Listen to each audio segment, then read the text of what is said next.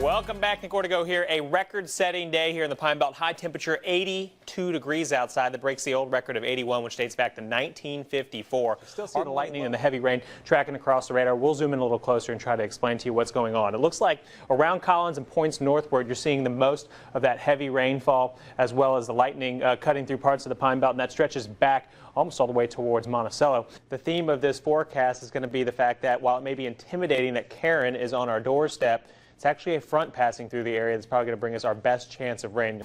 This is not a great situation to be in. I mean, this storm is, as we talked about, been a long track situation with this. I'm drawing a new cone. You said that northeast movement at 40 miles per hour.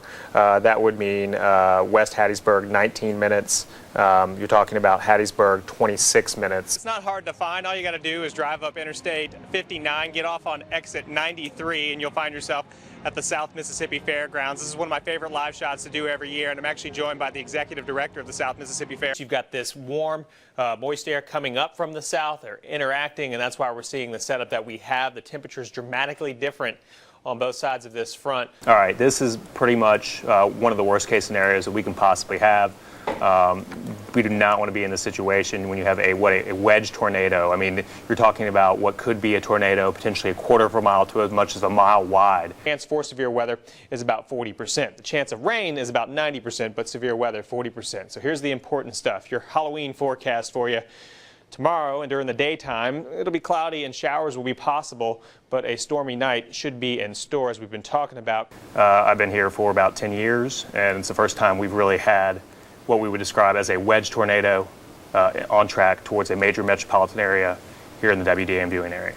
So let's step back a little further and try to explain to you what's going on. Our front has moved beyond us. That front is now running up and down the East Coast, but there's low pressure and high pressure. We're caught in the middle. In other words, we're seeing windy conditions from the two pressure gradients kind of working against each other there, and that's why we've seen the winds in double digits for a good part of the day. I would suspect a more update shear indication, which will probably come in soon, would probably put this around, looks like still again the Lake Serene area.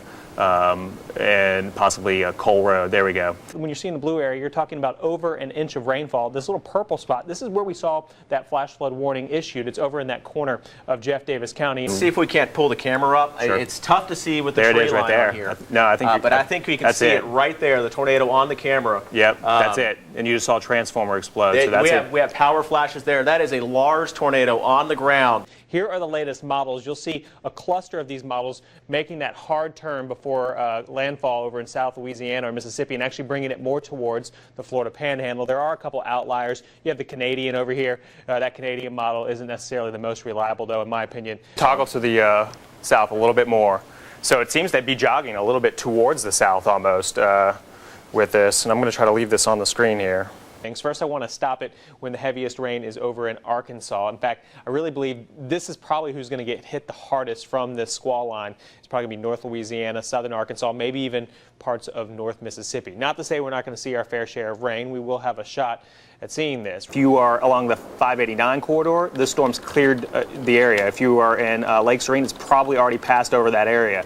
So it's more making its way in towards central Hattiesburg right now with this storm system. And we've got a report from Ontario Richardson, a reporter here. She also confirmed a huge tornado in the Oak Grove area that she said she saw.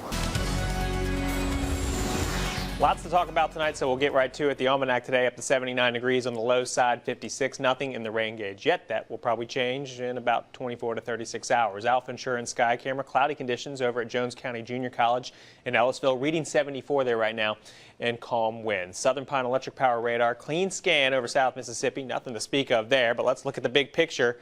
You'll find rain over much of Louisiana, and then you've got that stretching all the way up towards St. Louis and Missouri. And then look at this. This is our cold front that's been walking across the country over the past 24 hours. It will be pushing through South Mississippi tomorrow evening and into the night hours, and that's when we're going to have our chance of rain. We're going to use the Futurecast here to show you a few things. First, I want to stop it when the heaviest rain is over in Arkansas. In fact, I really believe this is probably who's going to get hit the hardest from this squall line. It's probably going to be North Louisiana, southern Arkansas, maybe even parts of North Mississippi. Not to say we're not going to see our fair share of rain. We will have a shot at seeing this. Right now, the models have picked up speed a little bit. If you were watching this last night, it had it on our doorstep around 7 or 8 o'clock, even 9 or 10 o'clock during some of the model runs. Now it's on our doorstep at 6 p.m., so that's a little bit earlier there. And then you see this rain just in the midsection of our viewing area, and that would be around 9:30 tomorrow, and then pushing out of the viewing area by Friday morning.